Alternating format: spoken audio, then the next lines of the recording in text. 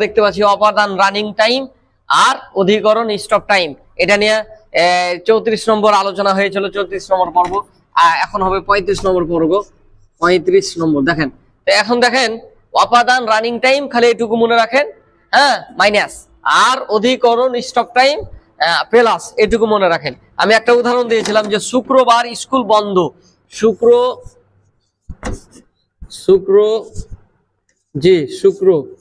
শুক্রবার বন্ধ, স্কুল বন্ধ। আবার দেখেন শুক্রবার স্কুল খোলা,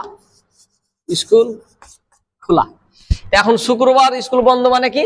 বন্ধ মানে আপনার এই যে থেমে গেছে, স্টপ হয়ে গেছে। তাহলে এই শুক্রবার এটা একটা সময়, আর স্কুল বন্ধ মানে এই সময়টা কি? অধিকরণ স্টপ টাইম বুঝাবে। তাহলে স্টপ টাইম বলতে কি? হ্যাঁ, বন্ধ। এই স্টপ টাইম বলতে কি? স্টপ মানে সময়টা বন্ধ হয়ে গেছে, মানে শুক্রবার স্কুলটা কি হয়ে গেছে? শুক্রবার একটা সময়, আর সেই সময় স্কুলটা বন্ধ হয়ে গেছে। তাহলে এটা আমরা বুঝতে পারছি যে এটা অধিকরণ কারক। বন্ধ বুঝালে অধিকরণ কারক, কারণ স্টপ টাইম। আর যখনই আপনার খোলা বুঝাবে, এই খোলা, শুক্রবার স্কুল খোলা, শুক্রবার স্কুল কি খোলা, এই খোলা বুঝাচ্ছে মানে কি? রানিং। এই যে রানিং টাইম, শুক্রবার এটা কি সময় না? অবশ্যই সময়, এটা কিন্তু সময়। এই শুক্রবার এই সময়টা স্কুলটা কি? স্কুলটা খোলা মানে রানিং।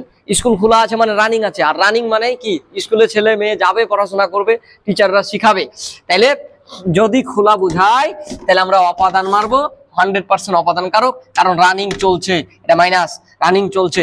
আমরা জানি যে অপাদান সমান রানিং টাইম আর অধিকরণ সমান স্টপ টাইম। তাহলে রানিং মানে স্কুলটা খোলা আছে, আর স্কুল খোলা থাকলে অপাদান, স্কুল বন্ধ থাকলে অধিকরণ। আশা করি বুঝতে পেরেছেন।